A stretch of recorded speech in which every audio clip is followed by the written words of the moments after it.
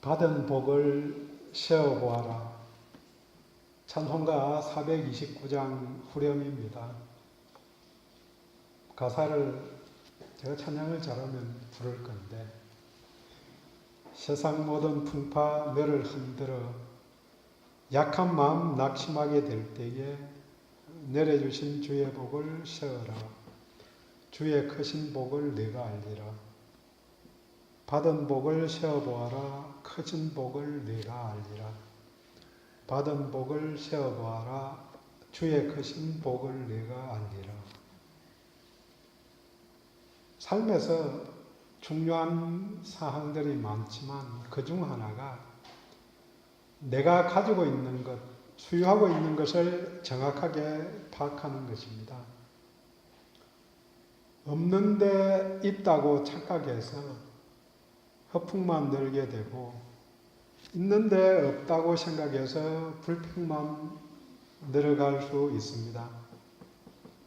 물론 있는 것도 정확하게 그 양을 파악해야지, 많이 있다고 생각했는데 흥청망청 쓰다가 쫄딱 망하기도 하고, 적다고 생각해서 사용할 엄두를 내지 못했는데 소진하지 못하고 남아서 잘못 판단했다고 생각할 때도 있습니다. 어떤 가게든지 재고 파악이 중요하고 물건을 받는 시점이 중요합니다.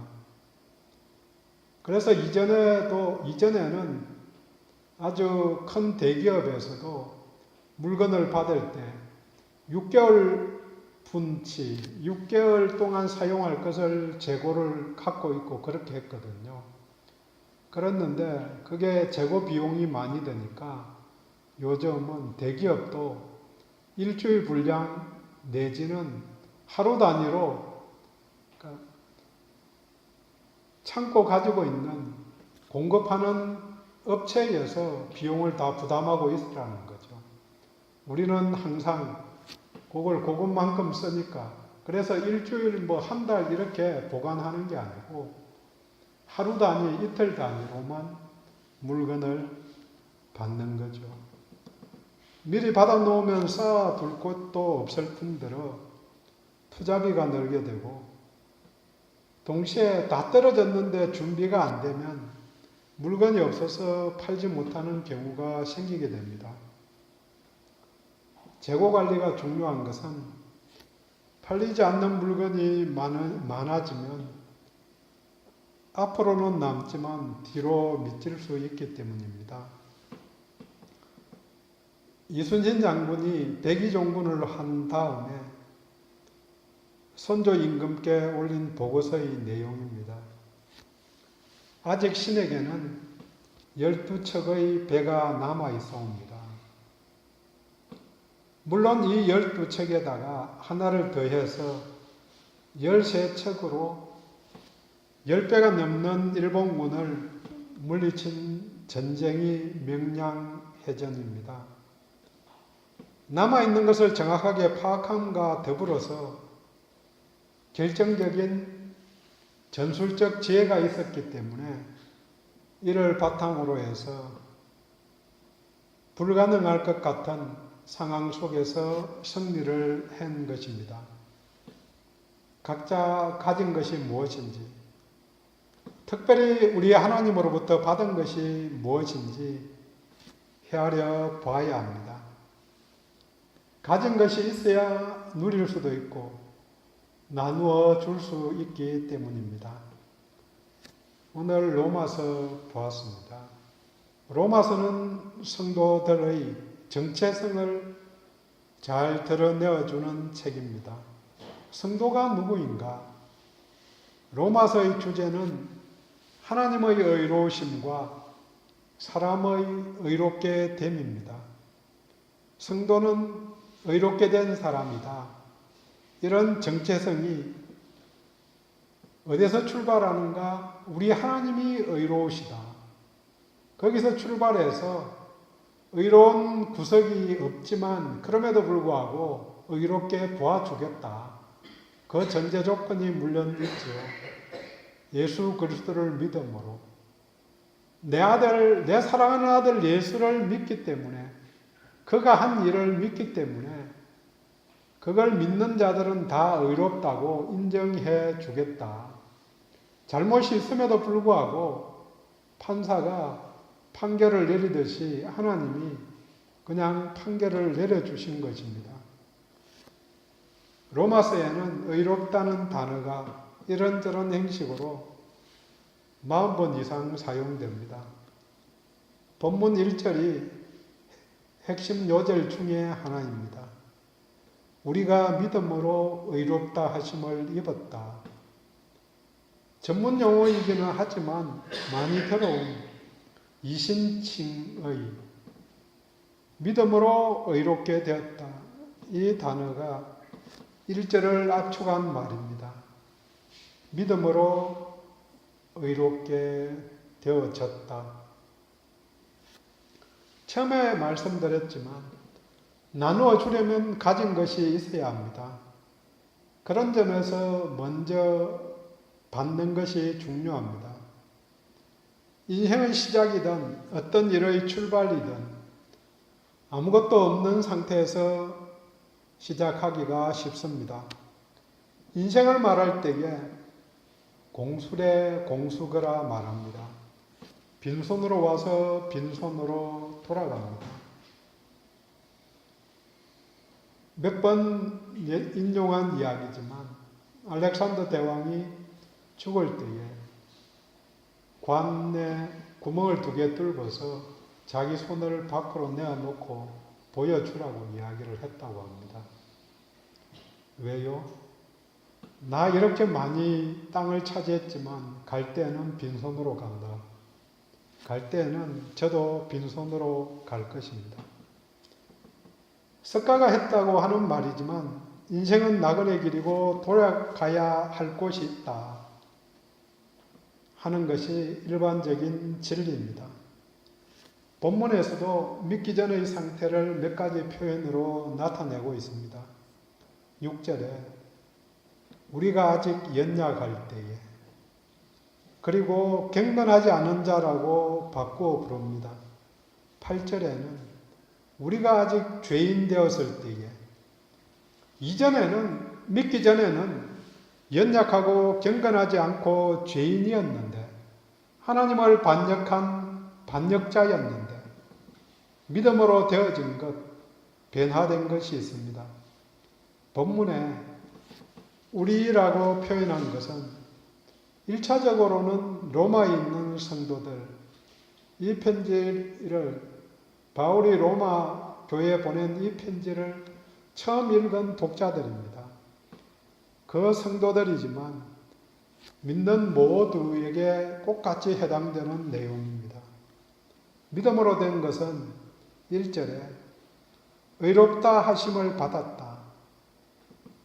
내가 의롭게 되려고 해서 된 일은 아니지만 하나님께서 의롭다고 인정해 주셨으며 수동태로 의롭다 하심을 받은 것입니다. 그리고 2절에 우리가 믿음으로 서 있다, 그렇게 표현합니다. 믿음으로 서 있는 상태에 있습니다. 이렇게 믿음 안에 있는 사람들은 믿음의 열매가 있습니다. 오늘 제목을 믿음의 열매라고 붙여보았습니다. 믿음을 가진 자들은 열매를 맺게 됩니다. 성령의 열매와 같은 것입니다. 말씀을 통해 맺어지는 열매든 성령님이 함께 하셔서 맺어지는 열매이든 하나님을 믿음으로 맺어지는 것이든 같은 열매가 맺어집니다. 똑같이 성령님이 예수님의 영이시고 예수님이 말씀이시고 또 그분이 하나님의 말씀이기 때문에 똑같은 열매가 맺어진다는 거죠. 본문에서 말하는 믿음으로 맺어진 열매는 즐거움, 즉 희락입니다. 2절 말미에 하나님의 영광을 바라고 즐거워하느니라. 3절에는 우리가 환난 중에도 즐거워하나니.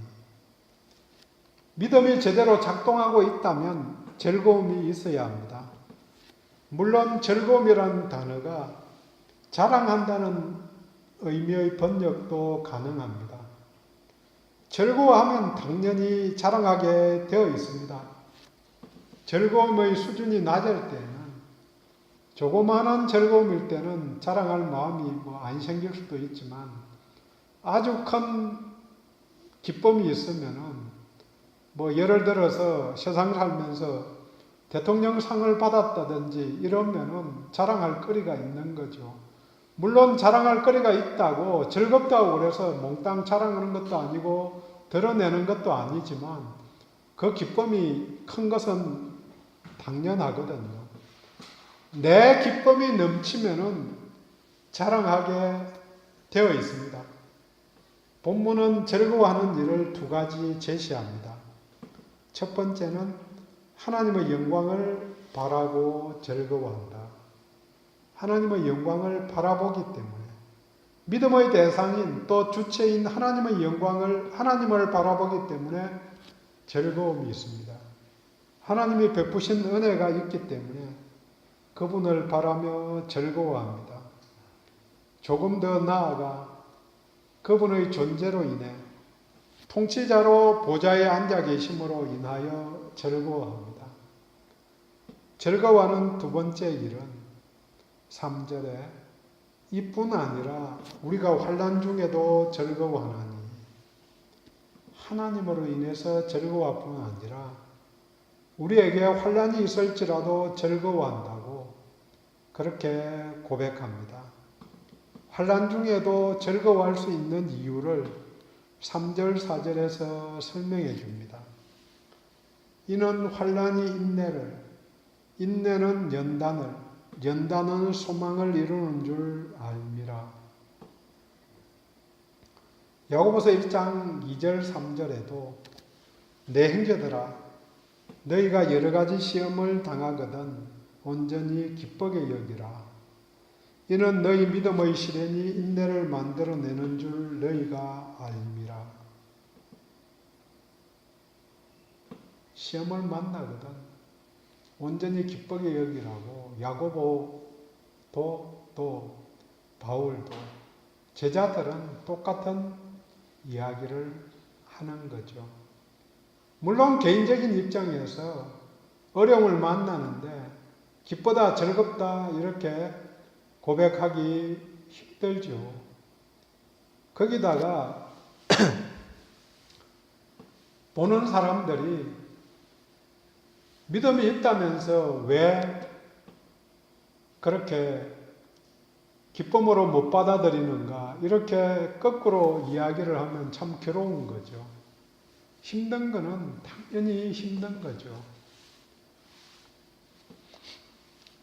힘듦에도 불구하고 그 속에서 지나고 보니까 이 고백들이 사실은 가장 좋게로는 지내가면서 그 고백을 할 수 있으면 넘어가는 힘이 생기니까 좋기는 하지만 많은 경우의 고백들이 지나고 나서 보니까 그때 하나님이 은혜 주셨고 그때 함께 하셨고 또 그 일을 통해서 내가 진짜로 깨달은 게 있다, 배운 게 있다 이렇게 고백하니까 이게 한 번, 두 번 경험하다 보면은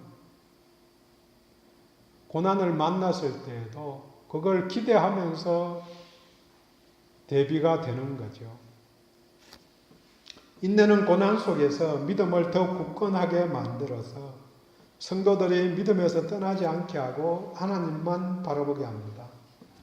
성도들에게 어려움은 인내라는 근육을 강화시키기 위한 근력운동입니다.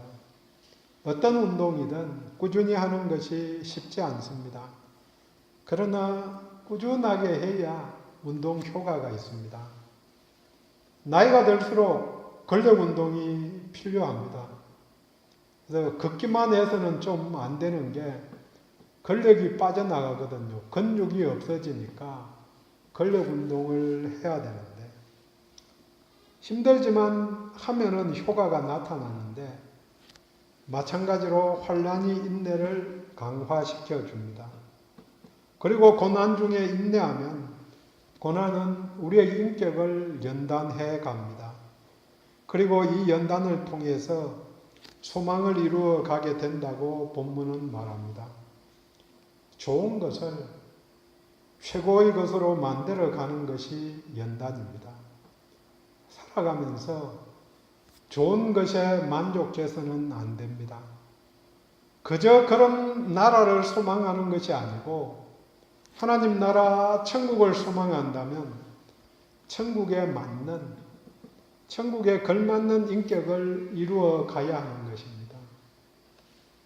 최선의 적은 최악이 아니고 차선이라는 말을 합니다.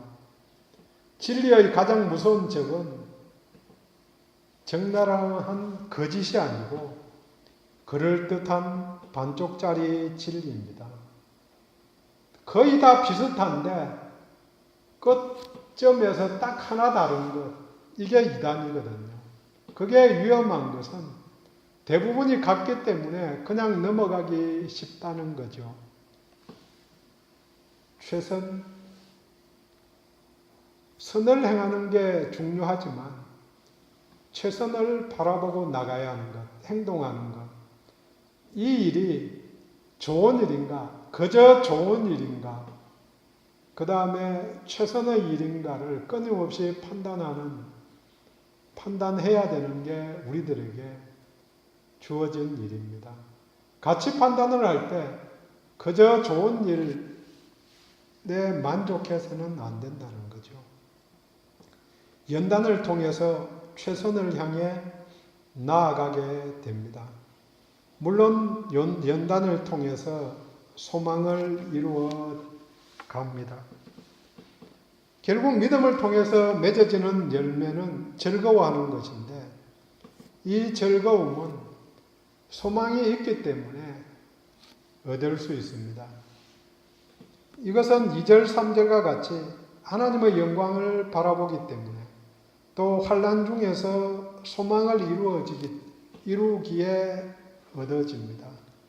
우리의 소망이 세상 사람들이 바라는 것과 같은 것이라면 어려움이 주어질 이유도 별로 없고 또 대부분의 경우 내 힘으로 그 바람을 이루어 갈 수 있습니다. 하지만 세상이 추구하지 않은 것을 소망하기 때문에 어려움이 생기고 또 영원한 즐거움을 소망하게 됩니다.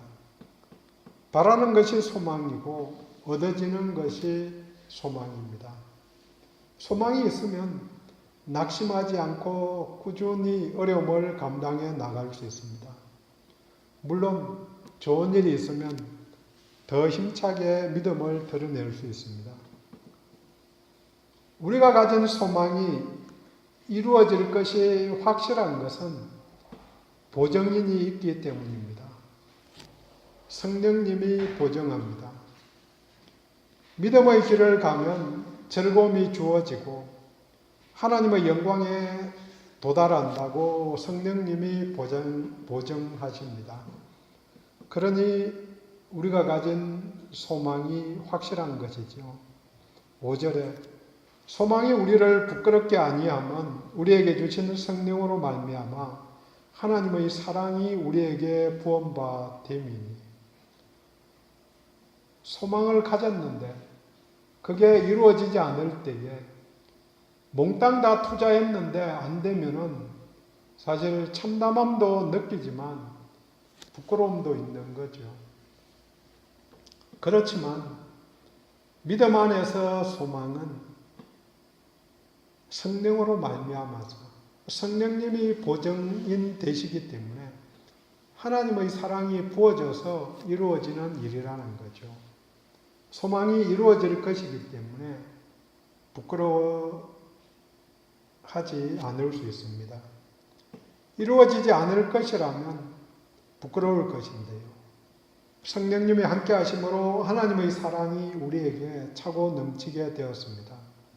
넘치는 사랑으로 살아가면 소망이 이루어져 갑니다. 또 우리 하나님께서 사랑하시는 자이니까 소망이 이루어질 것입니다. 환난을 통해서 성장하게 되고 또 하나님의 영광과 맞대어져 있기 때문에 즐거워합니다. 물론 이 사랑은 8절에 나오는 구원의 사랑과 연장이 됩니다. 그리스도가 우리를 위해 죽으심으로 하나님께서 우리에 대한 자기의 사랑을 확정하셨느니라. 아들을 아끼지 않고 주시기까지 우리를 사랑하시는 하나님이 계속해서 성령님의 도우심으로 사랑을 부어주셔서 하나님과 사랑의 교제를 이루게 하십니다. 이제 소망이 이루어지는 근거를 함께 나눕니다. 항상 하나님의 영광을 즐거워하고 환난 중에서도 자랑하기를 원하는데 이것이 가능한 근거가 있다는 거죠. 이미 우리들에게 이루어진 일들이 있기 때문에 소망도 이루어질 것입니다. 과거에 있었던 믿음의 역사를 보니 미래의 소망도 이루어질 것을 믿게 됩니다. 신실하신 하나님께서 이루어 가실 것입니다. 믿음으로 은혜에 들어감을 얻었다고 2절에 말합니다. 은혜의 자리에 접근할 수 있는 자격을 얻게 된 것입니다. 그래서 우리는 항상 아버지 앞에 나갈 수 있게 된 것입니다. 은혜의 자리, 보좌 앞에 나간 자에게 은혜가 주어지고 넘치게 됩니다.